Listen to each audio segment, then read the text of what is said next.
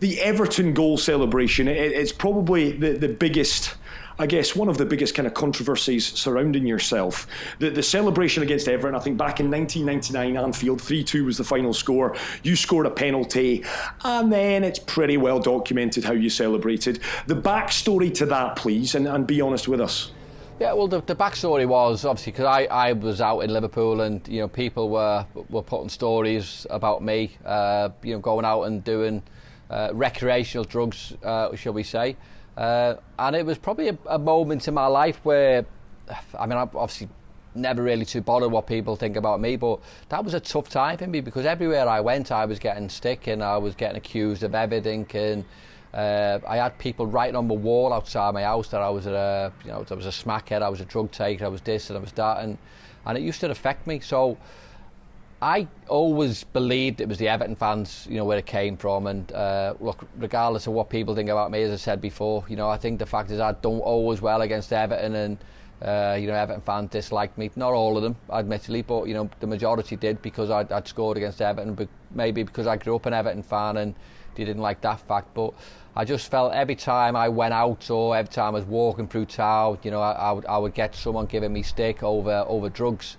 And I'm very, very anti-drugs, to be honest, and it affected me. I've had problems within my family with drugs, and if people sort of know the depths of what my family has gone through, then you think twice about labelling or target me with that, and it affected me.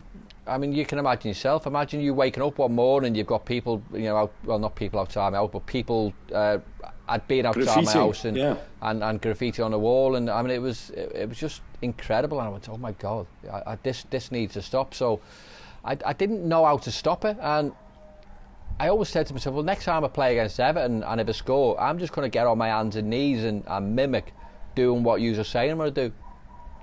Use a mimicking, so I'm going to mimic what you are saying I'm doing.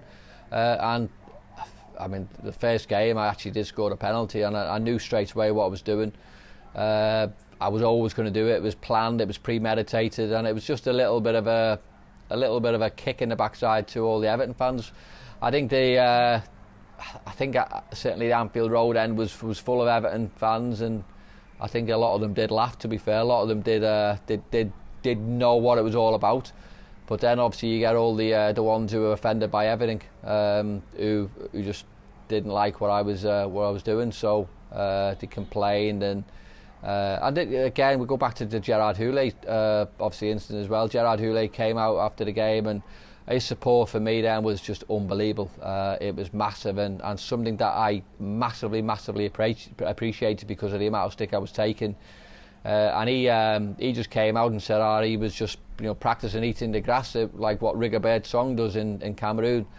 And I actually felt sorry for Gerard for coming out and saying that, because I think every man and his dog knew exactly what I was doing, but Gerard, being Gerard, wanted to come out and support his team and stuck up for me so much, and I actually went, oh my God, I can't believe he's actually believing that.